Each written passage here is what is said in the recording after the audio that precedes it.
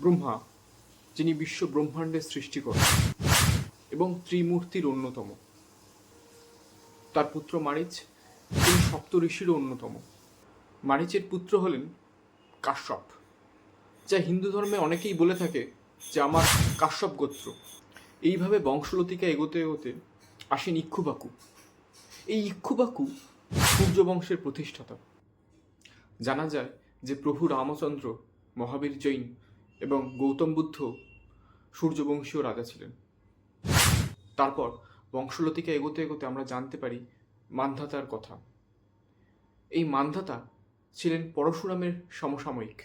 এর কিছু পরে রাজা হরিশ্চন্দ্র সূর্যবংশীয় রাজা হন।